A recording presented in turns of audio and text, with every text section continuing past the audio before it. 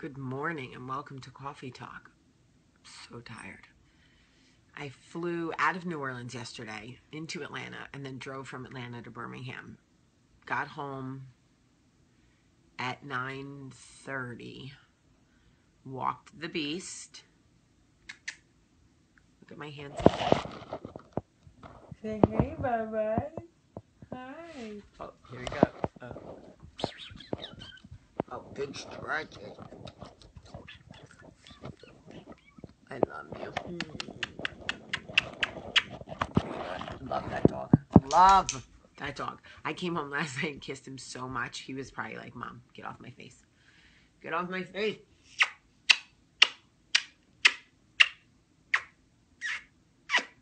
Oh, I can't even stand him. He's so handsome.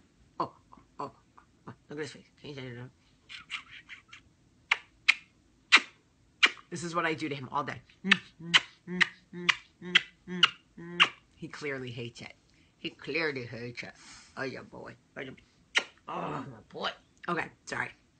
Love Shack. Okay, ow, that's my boob, bud. His nose is very strong.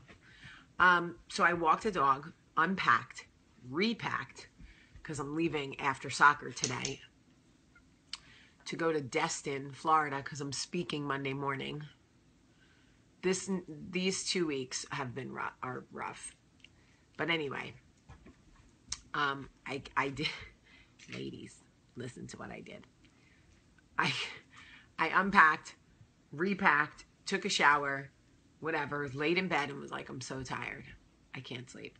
I got out of bed, went into the living room. Michael was like, what was he doing? Oh, he was cleaning up from, the kids were doing some art thing or whatever. There was glitter everywhere, so he was cleaning up. And I go, Lovey. He turns around, I go, that's what I did. Throwback, I said. And he was like cleaning up glitter and he was like, he dropped it and followed me into the bedroom. I was like, high five. So, then I went to sleep. Not then, you know what I mean. Then I went to sleep. And woke up this morning to 3 kids like this. Mom. And I just scared them. I pretended I was sleeping there. Rah! And they were all like, rah! So I loved on them this morning. It was great. We have 3 kids going to 3 different soccer games today, so this is always fun. Not. So New Orleans was great. And speaking for the Red Cross was wonderful, and I met a lot of beautiful people.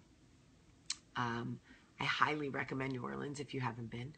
But I wanted to tell you guys about a friend of mine who was going through something, and I think I taught him a very valuable lesson that I want to share with you. It is one that I have learned the hard way. He is in a situation with his job where he feels like he is being replaced, and nobody has the courage or decency to tell him. And he has some pretty convincing evidence of this, and he's been with the company for over 7 years. And it's really unfortunate the way they are treating him. So he called me while I was in New Orleans, and he was like, I'm speaking to, the manager. And I'm, going to say blah, blah, blah. And I said, listen, I want to just give you a piece of advice. I know how you're feeling right now. I know what a burning sensation it gives you when you believe that everybody around you knows something is going to happen to you, and you are the last one to know. It is the most hurtful feeling when people you have worked with, who are supposed to be your friends, are lying to your face. And yes, in this instance, omitting the truth is lying. I'm sorry, but it is. It is hurtful. And you don't have to argue with me, but Jamie, maybe they'll lose their job. That is not the point. I am talking about how this man feels. I am talking about how I felt with the magazine. I am talking about how excruciatingly painful it is to give everything you have to a business or a relationship or a whatever, and have people who supposedly are your friends, people that you have worked with, that you have helped, that you have encouraged, that you have given resources to, know that you're being let go or replaced, and they smile in your face every day like nothing's going down, taking your resources, taking your contacts, taking your effort. Like, let old Jamie see you on a random Tuesday.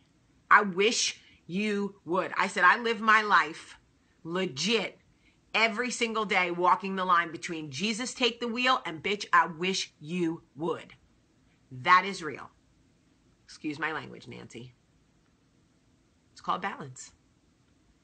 So I said to him, here is what I learned. Do not ever let your emotions get in the way of your strategy.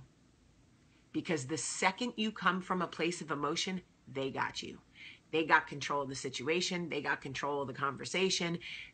They know you're going to come out of your face. They have ammunition to go back to the higher ups, to the other people and go, this dude couldn't keep his act together. She couldn't keep her mouth closed. They blah, blah, blah. Right? It's all about strategy.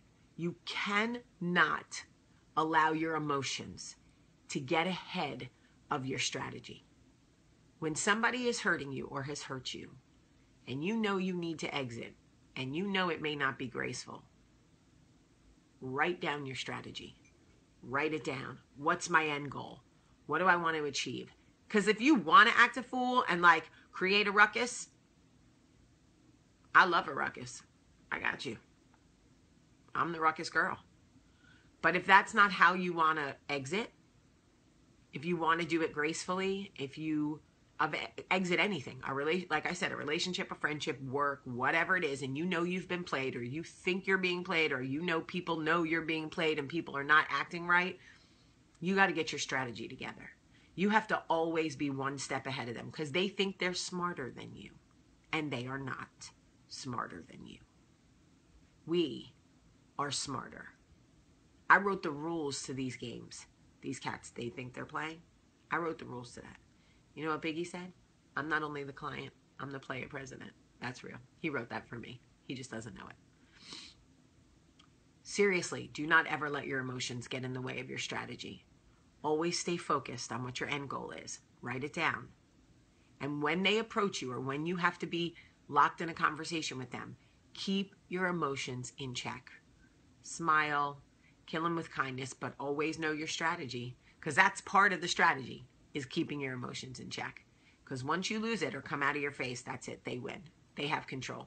And if they see you're coming from a place of emotion, that is why I believe it is so hard for women in business, because we are emotional. It's so funny. The whole world wants us to be nurturing and emotional. Take care of the babies, love them, be emotional, be nurturing, take care of your husband, blah, blah, blah, blah. Make sure he has the goldfish in the house that he likes to eat. Right? But the second we show any emotion in business, or, oh, she's too emotional. Look at her. She's an emotional wreck. How could we possibly do? Like her or not, and this is not a political conversation, but there is a reason that Hillary Clinton stuffs herself into a power pantsuit every single day. Because God forbid a woman tries to look, you think Victoria Beckham could run for president? Negative. Too fashionable. Although she's not emotional at all. I don't even know if that woman smiled. I have no idea. And I don't know that I've ever seen her smile. Maybe that's her strategy and she's not letting her emotions get ahead of it. I have no idea. All I'm saying is, keep your wits about you. Know your strategy. Because sometimes life, it can be painful. And it is easy to let your emotions, listen, I get so ghetto when I get mad. That is real. I swear, when I'm talking, most days, I sound like, Mary Poppins. And then as soon as I get mad, I sound like Tupac. That's real. I don't know. It's always been me. My mom's always like, okay, who's this person in my house? I can't understand you. You're speaking in bars. Yes, Mom, I am. I'm a rapper. I love you guys so much today. I love you. Have a great day.